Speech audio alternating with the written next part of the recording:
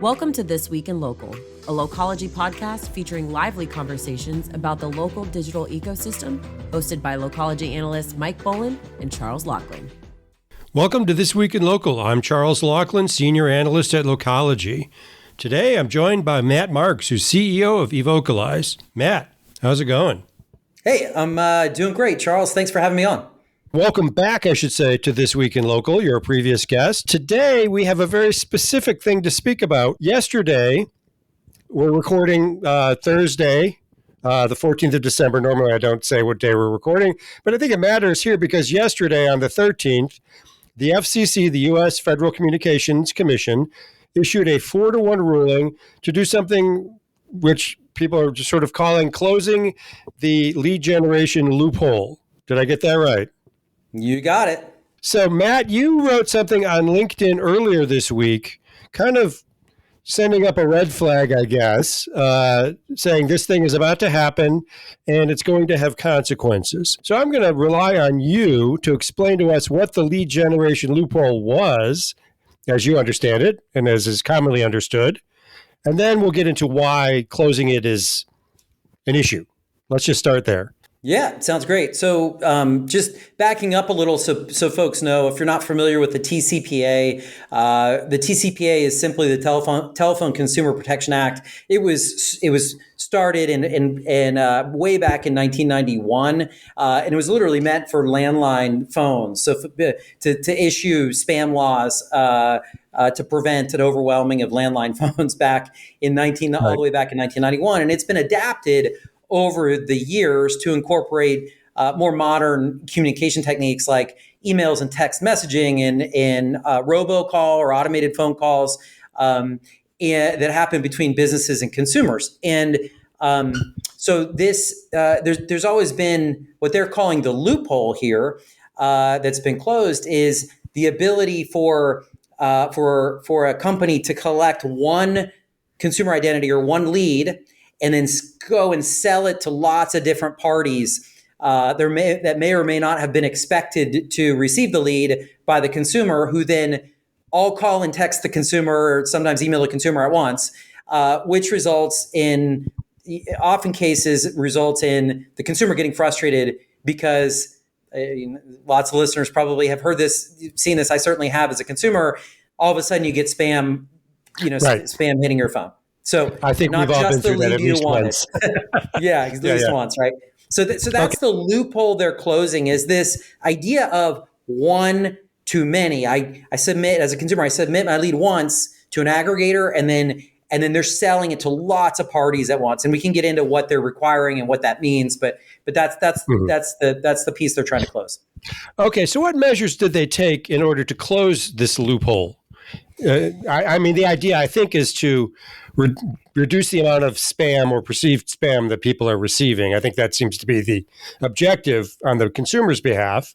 Fair enough. But what did they actually do? And then we'll get into what the consequences will be in your view. That's right. So you can think of it very simply as the rule now requires one-to-one consent from the consumer to the business that will contact them. So that can take a number of forms, but the requirement is I, as a consumer, am submitting my lead expressly to a named business in advance when I submit my lead, and no one else. So we can talk about, they gave some examples of how lead aggregators might adjust, and we can talk about that in terms of the remedy section. But that's, if you think about it, it's quite simple. They're literally saying one-to-one consent-based communication, one-to-one is required starting in the future. So that it just really upped the ante on consent considerably. Is that a fair way to summarize it? So I think really the brass tacks here is what impact will it have on your customers? And your customers, just to be clear, at least to one degree, are business owners, and you work heavily with franchise business owners. I don't know if that makes a huge difference in terms of the outcome here. Maybe you can explain if it does. But what do you think is going to be the impact to small business? And then how will kind of the lead generation landscape change as a result in your view? Yeah, great question. So there are changes at all three levels. The consumer, we think positive change, life will improve, maybe even trust the online lead generation space to submit their data a little more freely and readily because they're going to be in the future making a one-to-one connection the majority of the time. So consumer, we think net positive. I think it's hard to argue with that, really, if you're a human living on this planet, right? With a Who gets calls they don't want, right?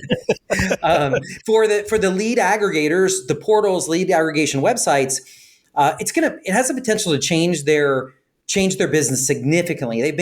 They're one of the most profitable business models in the world because they take they do a bunch of marketing, get one consumer to come in and say, I'm interested. And then they sell one, I don't know, between $50 and $500 lead 20, 30, 40 times in some cases, sometimes to multiple industries, even than the consumer wanted to begin with. And so almost every industry that has some connection to leads has a big presence from lead aggregators. And so their business models are likely to change fairly dramatically. And how that relates to the small business, I'm happy to talk about too, because I think it has a potential to be pretty dramatic.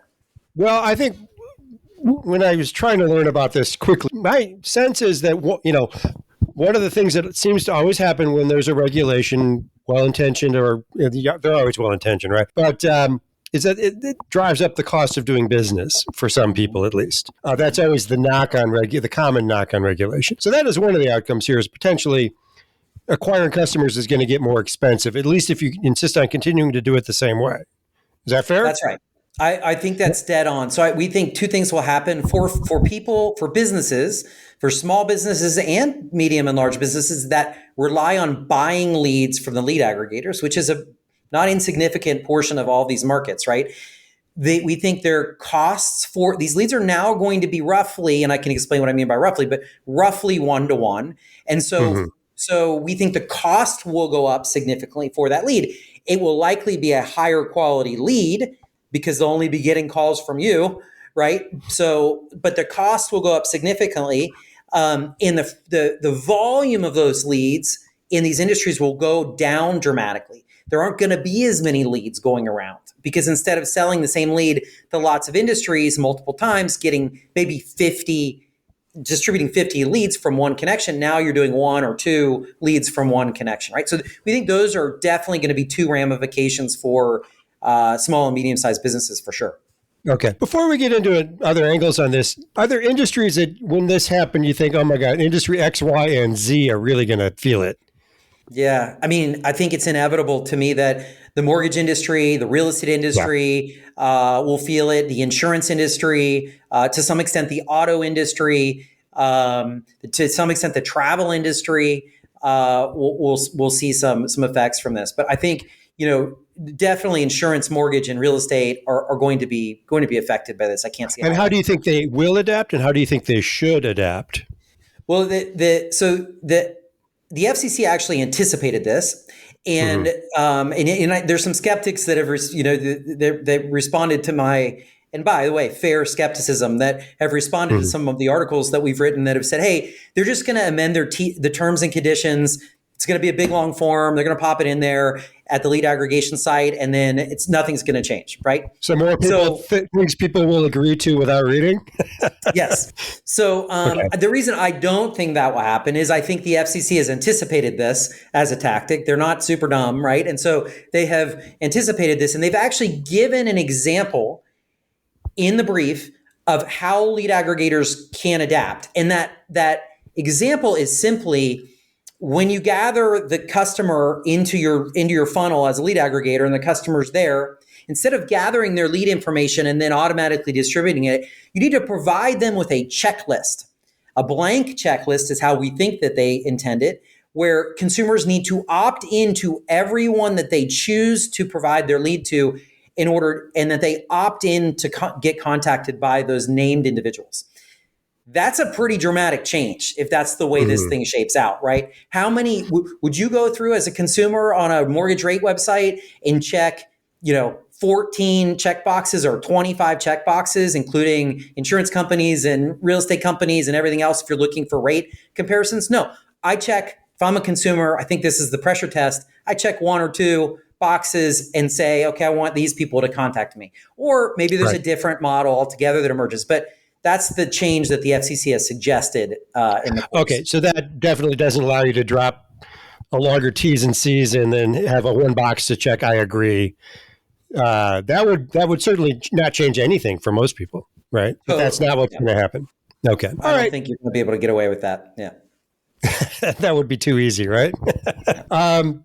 So yesterday we had a little exchange on this, and one of the things you kind of said was that there's maybe, these are my words, not yours, a silver lining in the sense that it might force some changes in customer acquisition behavior and engagement tactics, I guess, for small businesses. Could you talk about that a little?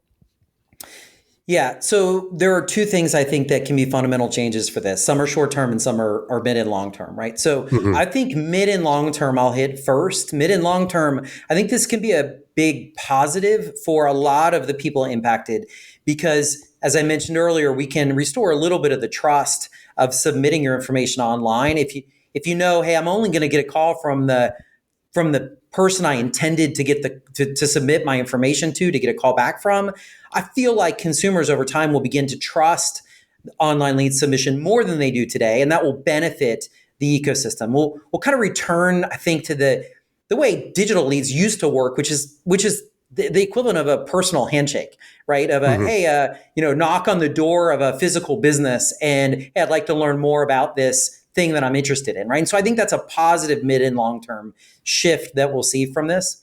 In the short term, the easy button for lots of these industries and local businesses of buying these leads in mass is going away. I mean, it's certainly going away in the volumes and prices that people are used to paying. And so we think that encourages them to do things they should have been doing from the beginning, which is establishing their own paid media, lead generation, and nurturing programs, and not relying on the kind of easy thing to do, which is just buy leads that someone else has gathered and generated and nurtured. Okay, so maybe it's a little harder, but it'll end up being a little better, kind of. Yeah. Yeah, and I would say it doesn't have to be hard. There's lots of automation technology out there, baked into the CRMs, baked into your franchise systems. If you're a franchise that the franchisees can use, so there's lots of automation now. That's the good part, and Meta and Google and TikTok and the online channels are really good at generating leads. The kicker is they on average take a little longer to convert than the leads that you buy. And so because the leads that you buy have already, in a lot of cases, been nurtured for weeks or months. They're acquired at the point of sale almost, right?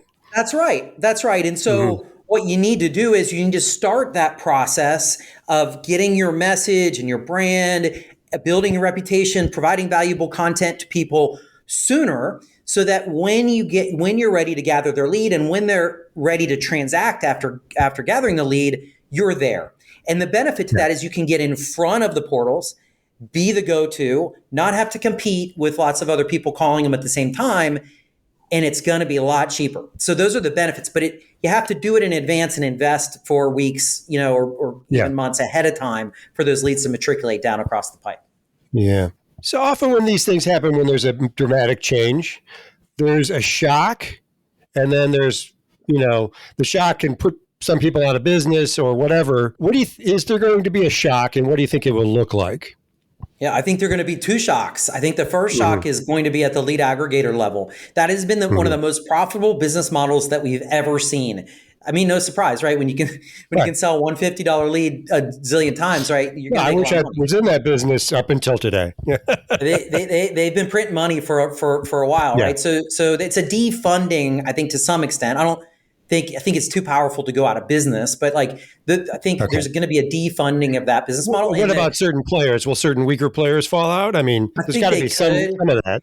Yeah, okay. I think they could. I think what will happen, Charles, is they're gonna be forced to spend a lot less money in the paid media channels, which may actually increase efficiency for small businesses who are generating leads themselves, because there's not as much competition. That I think the volumes will be high enough of pullbacks. Some of these lead aggregators are spending tens of millions of dollars, hundreds of millions of dollars a month to get people to their site, to nurture them, to generate leads, to multi-lead. They can only Where's afford most to of do that that money going? Is it going to Meta? Where's that most of that money going? Well, I think it generally goes to Google number 1, Meta number 2, and right now TikTok number 3, Amazon, LinkedIn, and there's So some they're others going to take a hit from this. A significant hit? I think they'll take at least a short-term hit. Yeah, I mean, I do. So like a material. It's going to be interesting. Yeah. Yeah, I mean, they have something you'll have to talk about on earnings calls. They might. Yeah, they might. They might. I think that's an astute analysis. Yeah. Okay. All right. Interesting. So wrapping up here on this topic,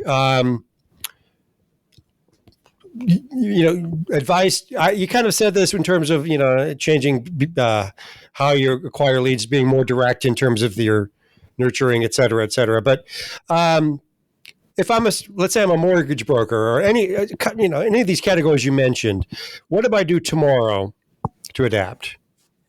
Tomorrow, I say what? Yeah.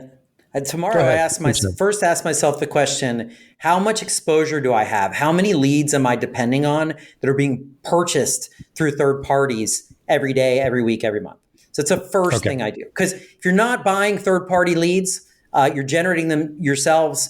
You're not going to be as impacted, if at all, right? So that's the first thing. Now, if you have exposure to buying leads through third parties, whether they're brand new leads, aged leads, or otherwise, now I start to look at who can provide me a service. This is going to be enforced in 6 months. So I have less than 6 months because I need to stand something up and start marketing, right? Okay. That's an important fact. There's a 6-month lag on this. Okay. 6-month prep window. Yeah. So what I do is I call my technology providers. If I'm in a franchise system, I call my franchisor, parent company, and I say, what solutions do you have for me to stand up my own turnkey marketing platform tomorrow? Some of the CRM platforms incorporate lead generation into them so that you don't have to do a lot of stitching together of technology yourself as the loan officer or real estate agent or anyone else, insurance agent. And so that's what I do. First call, technology, CRM, technology provider. Maybe if you're in a franchise system, first call is to the technology group or marketing team at the franchisor. Do you have tools for me? How do I generate my own leads in this new environment? And so to me, those are the first 2 calls, and your partner should provide you with solutions to these problems. The industry needs to kind of motivate and help everyone in this time. It's going to be hard. Okay. Final question. How does this impact Evocalize? Yeah, well, it's a little bit of both, right? We're pro and con. So we actually have technology in at the lead aggregator level. And so we have clients at the large portal kind of aggregator level. And so we expect that to suffer some, right? Because we think that's going to likely to pull back to some way as their businesses adjust to the new reality. On the flip side, we provide automation technology for franchises and tech providers and CRMs to make this turnkey for every loan officer, every real estate agent, every small business out there that relies on leads or other demand. And so we're encouraging, as we have been, we built a company around this, as we have been for years, folks to, take it seriously and work on putting in place your own demand generation so you don't have to rely on others. Okay. Final question. Is there anything else coming up from a regulatory standpoint that is on your radar that people should be paying attention to now versus the day the FCC rules on it or some other agency? No is it's a fine answer, but I'm just curious, is there anything else we should mark on our calendars and to worry about a few months down the road? Well, there's some other, I think, fairly positive things that went through for consumers that went through in this order as well. The wireless telecom providers are going to be required to cut down on spam and some other things that are going on, which I think are positive. I think the hot potatoes in the industries you mentioned are the real estate commission lawsuits that are going on, led by Slitzer Burnett and the follow-on trials. Everyone in that industry is following that, or you have to be following that if you're not already. But those are all what happens with the in the real estate and mortgage industry based on some of those commission lawsuits is going to be potentially cause a dramatic shift there. Of the same magnitude as this or greater? I think for the real estate industry, perhaps greater than this. I mean, when the DOJ is involved and they're talking about removing the 3% buyer's commission from the deal, that's a pretty big change fundamentally to how housing has worked in at least the United States for a long time. So that could be a large positive and negative, a lot of negatives to that, but positive and negative change coming down the pipe. Okay, perhaps for another podcast. Okay, Matt, we're going to have to end it there. Thank you so much for coming on today and educating us on the outcome of this decision, which I don't know was all that widely covered, to be honest, and up until now. But again, thank you for explaining that and what it means. And I encourage everyone to. We posted something on Localogy Insider about it and encourage you to read up on the topic because clearly it's impactful for anyone in the local digital ecosystem. Thanks, everyone, for listening. This has been This Week in Local. Stay tuned every week for more episodes. I'm Charles Laughlin. My co-host is Mike Boland. And thanks to today's guest, Matt Marx of Evocalize. You can find this show on all major podcast networks, and you can learn more at localogy.com. Please subscribe, like, and review this podcast. Your engagement really helps others find us. Our producer is Dara Sweat. Thanks for listening, and see you next week. Thank you for tuning in to this week's episode of Localogy's This Week in Local with Mike Boland and Charles Laughlin. Be sure to subscribe for more.